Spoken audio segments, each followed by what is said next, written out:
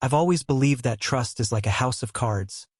Delicate, beautiful when it stands, but one wrong move, one errant breeze, and it all comes tumbling down.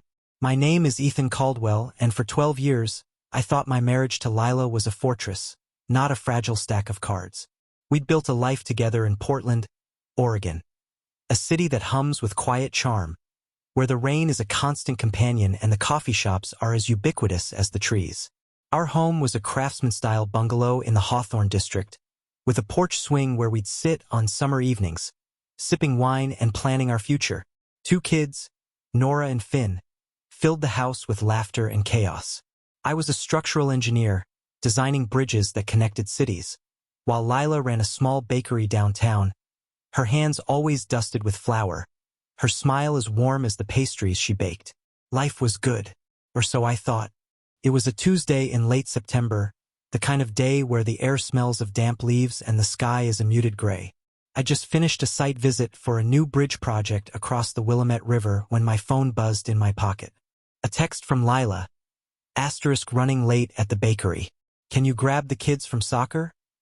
Asterisk I smiled, thumbs tapping out a quick reply. Asterisk on it. Love you. Asterisk it was routine, the kind of exchange we'd had 1,000 times. I drove to the soccer field, watched Nora score a goal, and laughed as Finn tripped over his own feet trying to chase the ball. They piled into the car, sweaty and giggling, and I felt that familiar warmth in my chest. The kind that comes from knowing you're exactly where you're meant to be. But something was off that night.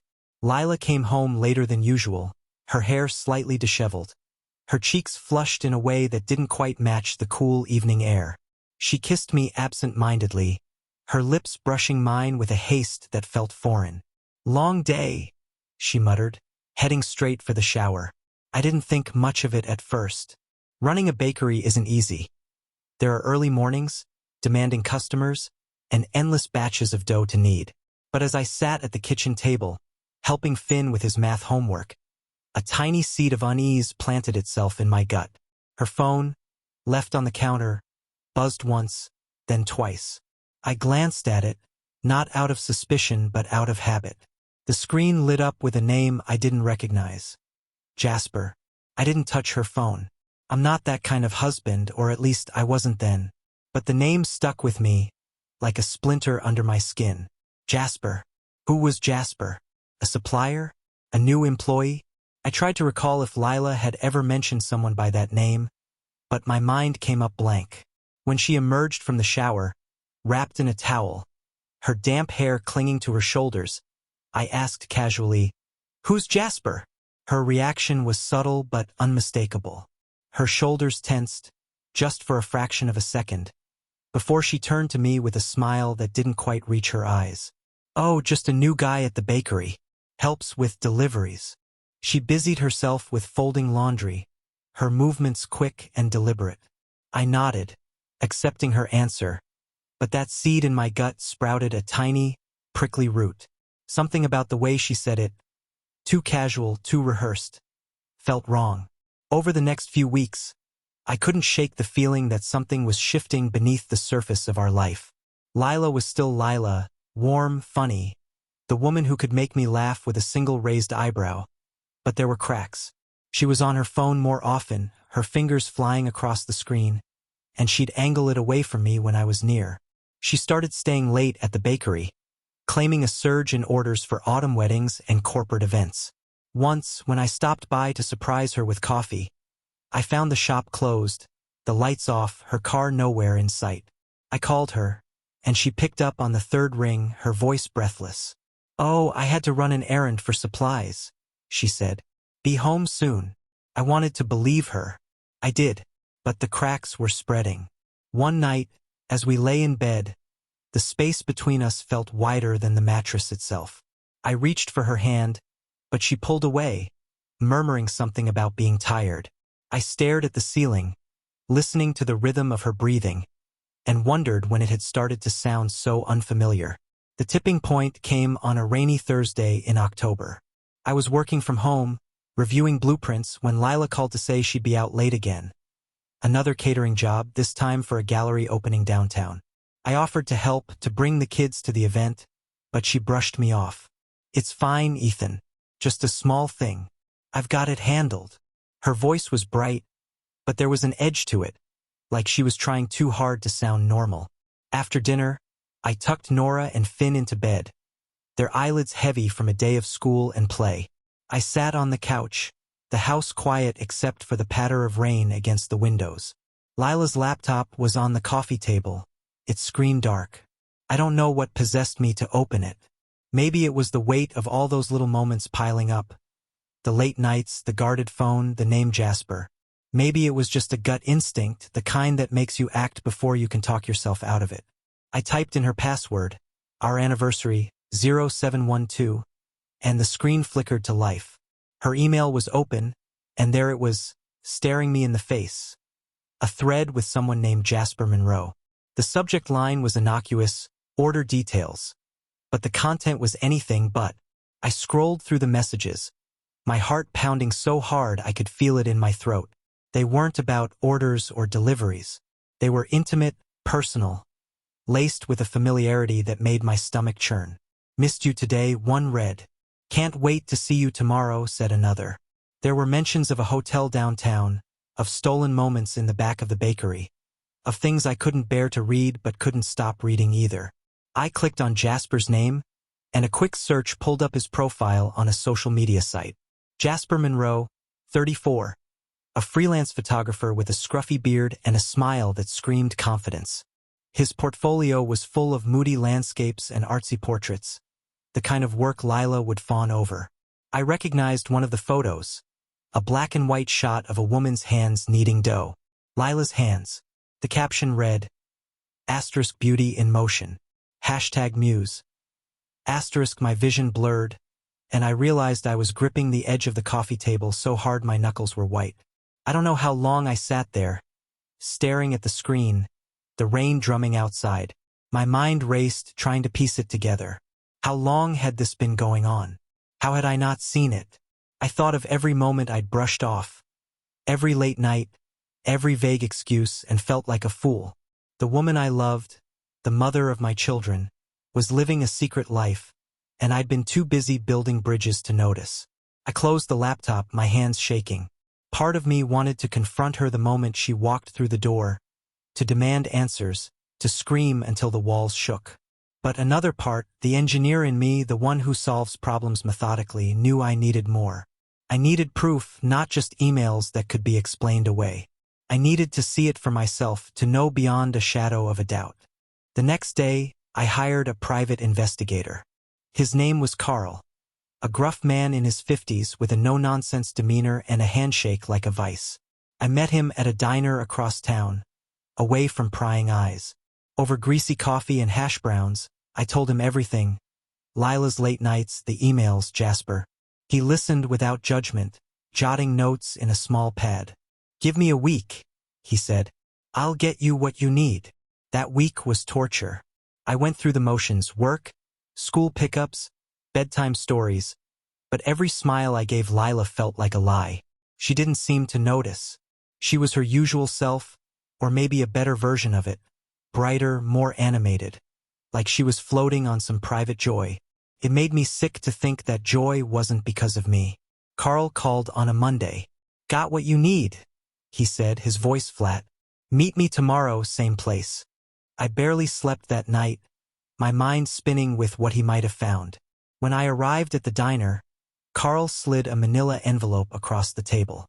Inside were photos, crisp, undeniable. Lila and Jasper in a hotel lobby, her hand on his arm, his lips brushing her cheek. Another of them in a car, her head on his shoulder. And one, the worst one, of them slipping into a room, the door closing behind them. I didn't cry. I didn't yell. I just sat there, staring at the photos, feeling something inside me crack wide open. Carl watched me, his eyes steady. "What do you want to do?" he asked. I didn't answer. Not then. But as I drove home, the rain streaking across my windshield, I knew one thing for certain. I wasn't going to let this destroy me. Lila had betrayed me, had torn apart the life we'd built, and I was going to make sure she felt the weight of it. Not with violence, not with rage, but with something far colder, far sharper. Revenge was coming, and it would be precise. The rain hadn't stopped in days, a relentless gray curtain that mirrored the storm inside me.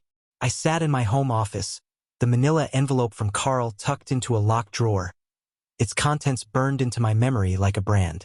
Lila was across the house, humming as she helped Nora with a school project, her voice light and carefree.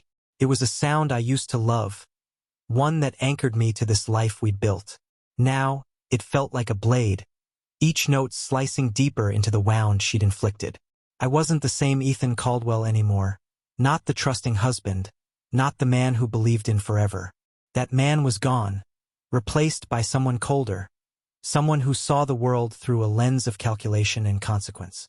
I didn't confront her, not yet. Confrontation would have been too easy, too raw. It would have given her a chance to cry, to explain, to weave a story I might have wanted to believe, even now. No, I needed something more. Something that would make her feel the same hollow betrayal I felt. Something that would linger in her bones long after I was done. Revenge, I decided, wasn't about shouting or breaking things. It was about precision, about dismantling her world as methodically as she'd dismantled mine. The first step was understanding Jasper Monroe. I started with what I had, his name, his face, and the fragments of his life I'd glimpsed online. I created a private folder on my laptop, password protected, where I began compiling everything I could find. Jasper was a freelance photographer, but he wasn't just some artsy drifter. He had a website, a polished portfolio, and a client list that included local galleries and small businesses. He'd even done a shoot for Lila's Bakery a few months back, which must have been how they met. His social media was a curated display of charm, selfies at art openings, candid shots of Portland streets, captions dripping with poetic flair. Chasing light, finding truth, one read. I wanted to gag. But charm doesn't pay the bills, and Jasper's financial trail was less glossy. Using a few discreet tools Carl recommended, public records, a subscription to a background check service, I dug deeper. Jasper rented a loft in the Pearl District, a trendy but expensive part of town. His credit report showed late payments on a car loan and a maxed-out credit card. He was living beyond his means, banking on gigs that didn't always come through. A picture started to form. Jasper was a man who thrived on image, on the illusion of success.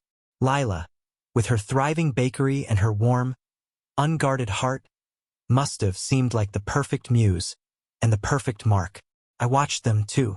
Not directly, that would have been too risky, but through Carl. He was worth every penny of his steep fee. Over the next 2 weeks, he tailed them, documenting their movements with the same detached efficiency he'd shown at the diner. His reports were clinical, almost sterile, but they painted a vivid picture. Lila and Jasper met 3 times a week, always in the same pattern. Late afternoons at a boutique hotel downtown, or quiet lunches at out-of-the-way cafes where no one would recognize them. Once, Carl followed them to a park, where they sat on a bench, her head on his shoulder, his arm around her waist. The photo he sent me was grainy, taken from a distance, but it was enough. Her smile, the one I thought was mine, belonged to him in that moment. At home, I played the part of the oblivious husband. It was easier than I expected. Lila was so wrapped up in her secret that she didn't notice the way I studied her, the way I memorized her excuses. Late night at the bakery, she'd say, or meeting with a new supplier. I nodded, smiled, kissed her cheek. But inside, I was building a blueprint, not for a bridge but for her downfall. I started small, testing the waters. One evening, I mentioned Jasper casually over dinner, watching her reaction. That photographer guy, Jasper, he's doing well. Huh? Saw his name on a gallery flyer. Her fork paused midair, just for a second, before she recovered with a laugh. Oh yeah, he's talented. Did some shots for the bakery. Her eyes didn't meet mine, and I knew I'd struck a nerve. The plan began to take shape in my mind, but it needed more than just evidence of her betrayal. It needed impact, something that would hit her where it hurt most. Her reputation, her business, her sense of self. Lila's Bakery, Sweet Haven, was her pride and joy. It wasn't just a business. It was her identity, the place where she poured her creativity and her heart. She'd spent years building it into a local favorite, with glowing reviews and a loyal customer base. If I could undermine that, I could make her feel the same loss I felt when I opened that envelope. I started by planting seeds of doubt, subtle enough to go unnoticed. Using an anonymous email account, I sent a tip to a local food blogger known for her snarky exposés. The message was simple. Asterisk heard some rumors about hygiene issues at Sweet Haven Bakery. Might be worth checking out. Asterisk I didn't expect much, but the blogger took the bait, posting a vague but pointed comment on her site about whispers of trouble at a popular Hawthorne spot. Lila saw it the next day and was furious, ranting about how unfair it was, how she ran a clean shop. I comforted her, my arm around her shoulders, while inside I felt a grim satisfaction. It was just the beginning. Next, I turned to Jasper. He was the weaker link, the one with more to lose. His photography business depended on his reputation, on clients trusting his professionalism. I created a fake profile on a freelance platform, posing as a gallery owner looking for a photographer. I contacted Jasper, offering a lucrative gig, a solo exhibition at a fictional gallery in Seattle. He bit immediately, his emails eager and polished. I strung him along, asking for samples, scheduling calls he thought were with a curator but were really just me, using a burner phone and a voice modulator. I learned his schedule, his habits, the gaps in his day when he wasn't with Lila. The real breakthrough came when I accessed his cloud storage. It wasn't hard. People are careless with passwords, and Jasper was no exception. His was a variation of his dog's name, which I'd gleaned from his social media. Among the folders of landscapes and portraits, I found one labeled private. My stomach turned as I opened it. There were photos of Lila. Intimate, candid shots taken in hotel rooms, in the bakery after hours, even in our own backyard when I must have been at work. She was laughing, unaware, her guard down in a way she hadn't been with me in months. I copied the folder to a secure drive, my hands trembling not with anger but with purpose. I didn't stop there. I started leaving traces of Jasper in Lila's life, small enough to unnerve her but not enough to tip my hand. A receipt from one of their cafe meetups, accidentally, left in her car. A gallery flyer with Jasper's name circled, slipped into her purse. Each time, I watched her reaction. Her quick glance around, her nervous laugh when I asked about it. "Oh, just some junk mail," she'd say, but her eyes betrayed her. She was starting to feel the walls closing in, even if she didn't know why. The final piece of the plan was the bakery itself. Sweet Haven had a big event coming up, a catering contract for a high-profile charity gala, the kind of gig that could elevate the business to new heights. Lila had been prepping for weeks, perfecting recipes, hiring extra staff. I knew it was her moment to shine, and I was going to make sure it was her moment to fall. I contacted Carl again, this time with a specific request. "I need you to find someone who can pose as a health inspector," I said. He raised an eyebrow but didn't argue. "It'll cost you," he said. I didn't care. Money was nothing compared to the justice I was engineering. Carl found a guy named Vince, a former actor with a knack for impersonation. Vince had the look, middle-aged, nondescript, the kind of face you'd believe carried a clipboard and a badge. I gave him a script, a list of violations to find during an unannounced inspection. Nothing too dramatic, just enough to rattle Lila, to make her question her control. A week before the gala, Vince showed up at Sweet Haven, flashing a fake badge and citing issues like improper food storage and unclean surfaces. Lila called me in a panic, her voice shaking as she recounted the visit. "They're threatening to shut us down, Ethan. I don't understand." I played the supportive husband, promising to help her fight it, while inside I was laying the next brick in my plan. By the end of that month, Lila was fraying. The blogger's post had sparked a few negative reviews. The fake inspection had her scrambling to fix non-existent problems, and Jasper was distracted by the fake gallery gig, leaving her with less of his attention.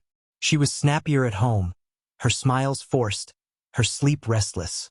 I watched it all, my face a mask of concern, while my mind worked through the final phase. The gala was the key. It was where I'd bring it all together, where Lila and Jasper would face the consequences of their betrayal in front of everyone who mattered to them. As I sat in my office, the rain still falling outside, I felt a strange calm. The man I'd been, the one who loved Lila without question, was gone. In his place was someone new, someone who understood that love could be a weapon and trust a trap. I wasn't done yet. The final act was coming, and it would be devastating. The night of the charity gala arrived like a storm that had been gathering for weeks, its weight pressing down on me as I adjusted my tie in the mirror. The event was at the Portland Art Museum, a grand venue with soaring ceilings and polished floors, where the city's elite would mingle over champagne and hors d'oeuvres, all to raise money for a local children's hospital. Lila had been a nervous wreck in the days leading up to it, her usual confidence eroded by the fake health inspection, the whispers of bad press, and the subtle cracks I'd been carving into her world. She didn't know I was the architect of her unraveling, and that knowledge gave me a strange, cold power as I drove us to the venue, her hand resting lightly on mine in the car, a gesture that once felt like home but now burned like a lie. Sweet Haven was catering the dessert table, a showcase of Lila's artistry. Delicate tarts, intricately piped macarons, and a towering croquembouche that had taken her team days to perfect. She'd poured everything into this, hoping it would cement her bakery's reputation as a cornerstone of Portland's culinary scene. I watched her in the passenger seat, her face illuminated by the passing streetlights, her fingers twisting the hem of her dress. She was beautiful, even now, her dark hair swept up, her eyes bright with a mix of anxiety and determination. For a moment, I almost faltered, almost let the memory of who we'd been together soften me. But then I remembered the photos, Jasper's arm around her, the secret life she'd built behind my back. The moment passed, and my resolve hardened like concrete. At the museum, the gala was already in full swing. Chandeliers cast a warm glow over the crowd, their laughter and clinking glasses filling the air. Lila disappeared into the kitchen to oversee the dessert setup, while I mingled with the guests, shaking hands with city council members and local business owners. I played my part perfectly, the proud husband, beaming about his wife's talent, all while my mind ticked through the final steps of my plan. Carl was there, too, blending into the crowd in a rented tuxedo, his eyes sharp as he waited for my signal. Vince, the fake health inspector, was on standby, ready to play his role one last time. And Jasper was the wild card, the piece I'd manipulated into place without him even knowing. I'd spent the last week tightening the noose around him. Using the fake gallery owner persona, I'd scheduled a pre-exhibition meeting for tonight, ensuring he'd be in the area but not at the gala itself. Not yet. I'd also leaked a few of his private photos to a local gossip blog, not the ones of Lila but others from his cloud storage. Compromising shots of him with other women, taken long before he met my wife. The blog ran a salacious piece about Portland's Playboy photographer, hinting at unprofessional behavior and shaky ethics. It was enough to make his clients pause, to plant doubts about his reliability. I knew he'd be scrambling to do damage control, his ego bruised, his focus split. Perfect. The dessert table was unveiled to a chorus of oohs and ahs, Lila's creations stealing the show. She stood beside it, smiling for photos, her cheeks flushed with pride as guests raved about the flavors. I watched from across the room, sipping a glass of wine, my heart a strange mix of admiration and venom. She'd built something extraordinary, and I was about to tear it down. I nodded to Carl, who slipped into the kitchen. Moments later, Vince entered the main hall, clipboard in hand, his face stern. He approached Lila, his voice loud enough to carry over the murmur of the crowd. "Mrs. Caldwell, we need to discuss some urgent concerns about your catering setup." The room went quiet, heads turning. Lila's smile faltered, her eyes darting to me, then back to Vince. I don't understand," she stammered. "We passed the inspection last week." Vince shook his head, his tone clipped. "New complaints have come to light. Improper refrigeration, potential cross-contamination. We'll need to remove your items from service immediately." Gasps rippled through the crowd, and I saw Lila's face go pale, her hands trembling as she tried to argue. Guests began whispering, phones coming out to snap photos of the scene. I stepped forward, playing the concerned husband, my arm around her shoulders. "It's okay, honey, we'll sort this out," I said, loud enough for others to hear, while inside I felt the first spark of satisfaction. The desserts were carted away, the croquembouche collapsing slightly as it was wheeled into the kitchen. Lila was near tears, apologizing to the event organizer, who looked more annoyed than sympathetic. I guided her to a quiet corner, whispering reassurances, but my eyes were on the entrance. Jasper was about to arrive. I'd made sure of it. Using the gallery owner account, I'd sent him a last-minute message. * change of plans. Meet me at the Portland Art Museum, 8:30 p.m. Big opportunity. * he couldn't resist, not with his reputation on the line and his ego hungry for validation. When he walked in, I spotted him immediately. Scruffy beard, tailored jacket, his camera slung around his neck like a badge of honor. He scanned the room, looking for his curator, but instead he locked eyes with Lila. Her face froze, a mix of shock and panic. She hadn't expected him here, hadn't planned for their worlds to collide. Jasper hesitated, then started toward her, his expression shifting from confusion to concern. That's when I made my move. I stepped into his path, my smile tight but polite. "Jasper, right? I'm Ethan, Lila's husband." His eyes widened, just for a moment, before he recovered with a handshake and a forced grin. "Hey, good to meet you. I, just came to support the event." I nodded, keeping my tone light. "Yeah, Lila mentioned you. You did some photos for the bakery, right? Talented guy." His shoulders relaxed slightly, but I could see the unease in his eyes, the way they flicked to Lila, who was still standing by the empty dessert table, her face a mask of dread. The final piece fell into place when Carl approached, holding a tablet. "Excuse me, Mr. Monroe," he said, his voice calm but firm. "I'm with the event security team. We've had a report of unauthorized photography in restricted areas. Mind if we check your camera?" Jasper's jaw tightened, but he handed it over, his confidence wavering. Carl scrolled through the images, pausing on one. A candid shot of Lila in the bakery's back room. Taken weeks ago, her apron half off, her smile private and unguarded. The kind of photo you don't take unless you're far too close. The small crowd around us grew quiet, sensing the shift. Lila's eyes darted between me, Jasper, and the tablet, her breath hitching. "What's going on?" she asked, her voice barely above a whisper. I turned to her, my expression one of feigned confusion. "Lila, why is there a photo of you like this on his camera?" The question hung in the air, heavy and sharp. She opened her mouth to speak, but no words came. Jasper stammered, "It's just a work shot, part of a project." But Carl cut him off, holding up the tablet for the nearby guests to see. Whispers turned to murmurs, and I saw the moment Lila's world began to crumble. I didn't stop there. I'd arranged for the gossip blogger to be in the crowd, tipped off about a scandal at the gala. She was already typing furiously on her phone, her post going live within minutes. "Sweet Haven's sweetheart caught in compromising photos?" The headline was brutal, and the story spread like wildfire, amplified by the earlier rumors I'd planted. By the end of the night, Lila's bakery was trending for all the wrong reasons. Her reputation tarnished, her dreams of culinary stardom shattered. Jasper left in a hurry, his face flushed with embarrassment, his camera confiscated by Carl under the pretense of further investigation. Lila was a wreck, sobbing in the car as we drove home, begging me to believe it was all a misunderstanding. I listened, my face a mask of concern, but inside I felt nothing but the cold satisfaction of a plan executed perfectly. She'd betrayed me, and now she was paying the price.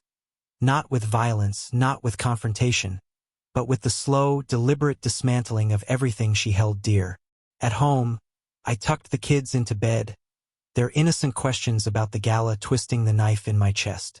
Lila sat on the couch, staring at her phone, the notifications piling up, clients canceling orders, friends asking if she was okay.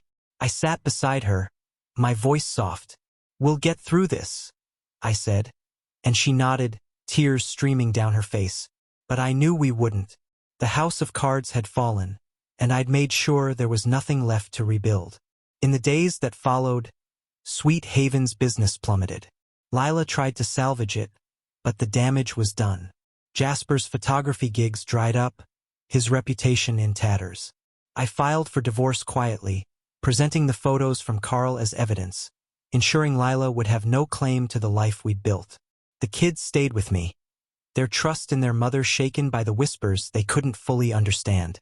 Lila moved out, her dreams reduced to ash, her heart broken not by me but by the consequences of her own choices. As I stood on our porch, the rain finally easing, I felt no joy, no triumph, just a hollow sense of justice. I'd built bridges my whole life, but this time, I'd burned one down, and I didn't regret it.